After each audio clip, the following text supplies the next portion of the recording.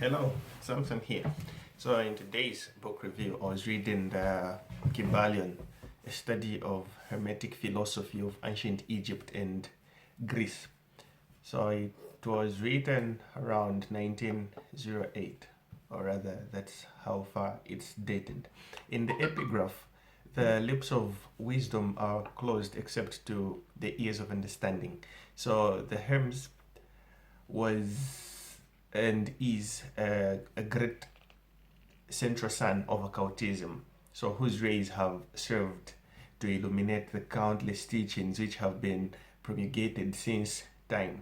So amongst these great masters of ancient Egypt, one of them who actually lived, who was known to be the master of masters, the man of man, indeed, who dwelt.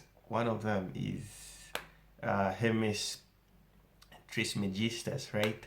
So he was the father of occult wisdom and is known to be the founder of astrology and the discoverer of alchemy.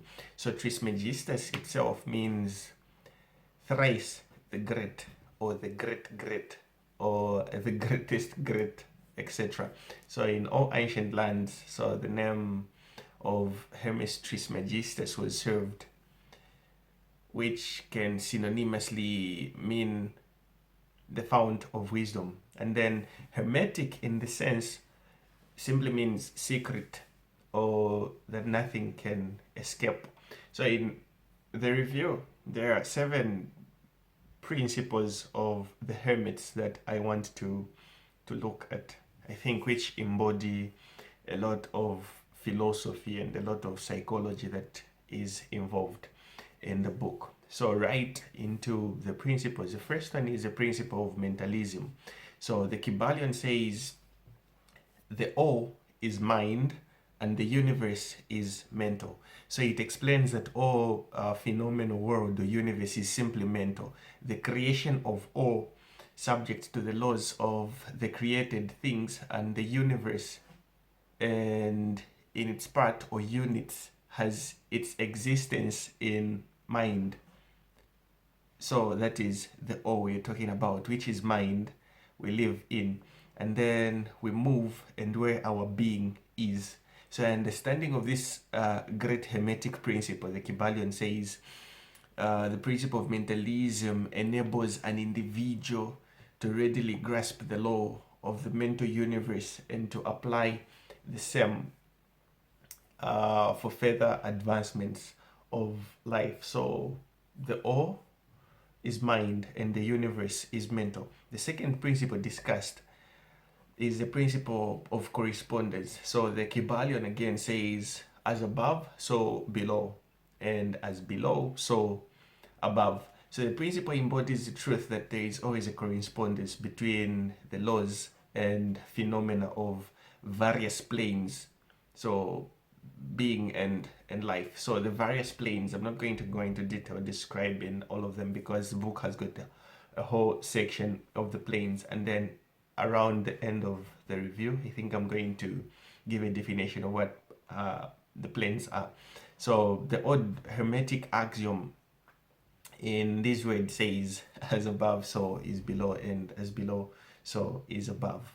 The third principle of the hermits is the principle of vibration.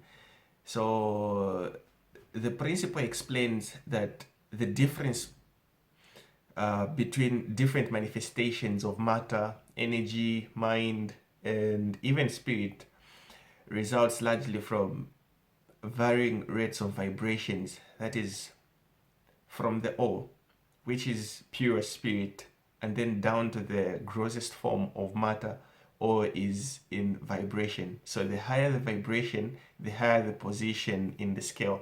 So he who understands the principle of vibration has grasped the scepter of power. So the principle of vibration says, according to the Kybalion, nothing rests, everything moves, and everything vibrates. Which takes me to the fourth principle, which is in sync with the 3 previous principles I've discussed.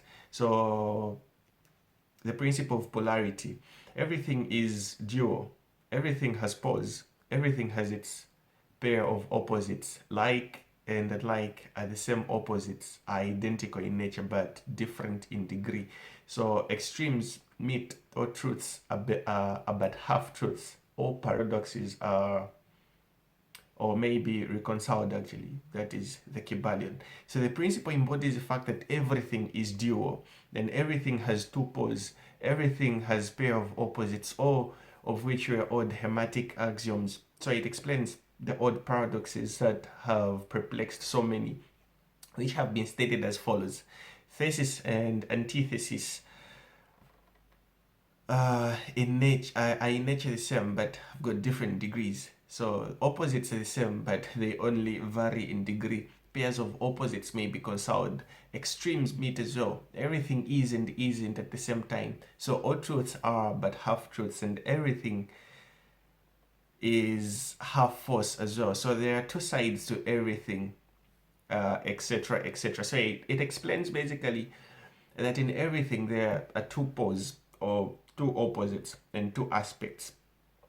So the two extremes basically vary in degree, which takes us to the next principle, number 5. So the principle of rhythm. Everything flows out and in. Everything has its tides. All things rise and fall. The pendulum swings and manifests everything. The measure of the swing to the right is the measure of the swing to the left. So rhythm compensates, basically, that is according to the Kybalion. The principle embodies the truth that in everything there is manifested a measured motion. So to and fro, flow and inflow, a swing backward and forward, the pendulum-like movement, a tide like ebb and flow, a high tide, a low tide between the poles which exist in accordance with the principle of polarity. So the principles are basically evolving around themselves. So there is always an action and a reaction, an advance and a retreat, a raising and a sinking, which takes us to principle number 6, the principle of cause and effect, which I think is one of the global principles known. So every effect has its cause, and every cause has its effect. Everything happens according to law, and this is something new that I grasped personally.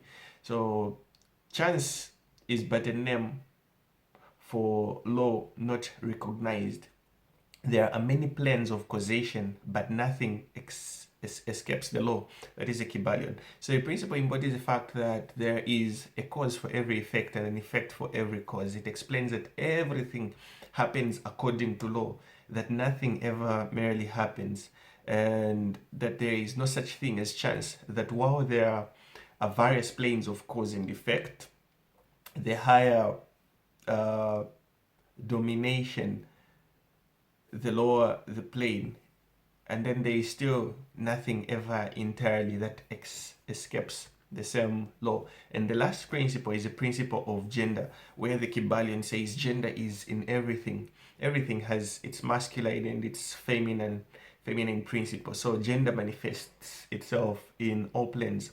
So the principle embodies the truth that there is gender manifested in everything. So the masculine and the feminine principle is always at work. So this is true not only of the physical plane, the mental plane, and the spiritual plane. As I said, I'm going to explain what the definition of the plane and the 3 types of planes which are there. So which is the physical, the mental, and the spiritual. So no creation, physical, mental, spiritual, is possible without the principle of gender. So in definition, the 3 great planes are not actual divisions of phenomena, that is of the universe, but merely arbitrary terms which are used by the Hermetists in order to aid in the thought and study of various degrees and forms of universal activity and life. So when we look at plane from a mere point of view, we might be thinking about dimensions and all that, but